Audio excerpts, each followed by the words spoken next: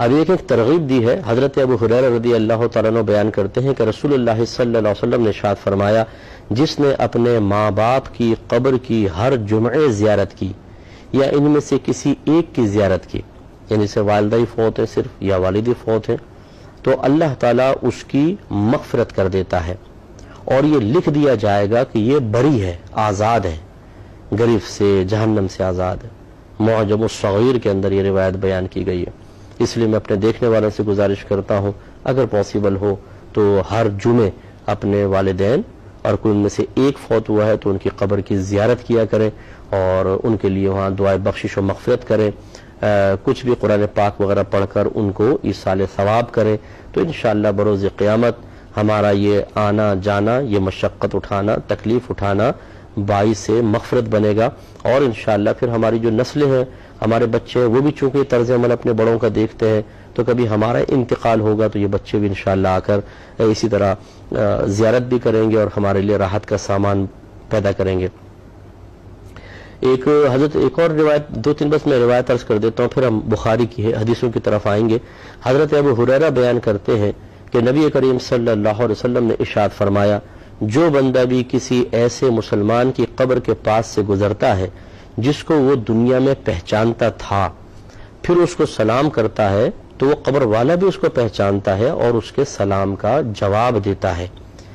یہ تاریخ دمشق کبیر کے اندر یہ روایت نقل ہے. تو اس کا مطلب یہ ہوا کہ جب ہم قبرستان جاتے ہیں اپنے والد کی، والدہ کی، بھائیوں کی یا بہنوں کی قبروں پر یا دیگر کوئی رشتہ دار یا دوست جیسے ہیں تو وہ ہمیں پہچان لیتا ہے. اس کا مطلب یہ ہوا کہ اللہ تبارک و تعالیٰ نے مرنے کے بعد بھی احساس و شعور باقی رکھا ہے.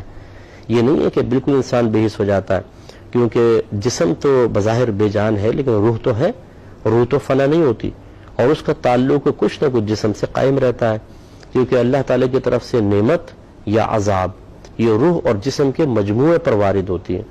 عذاب دونوں کو ہوگا اور نعمت کا اثر بھی دونوں ہی محسوس کریں گے.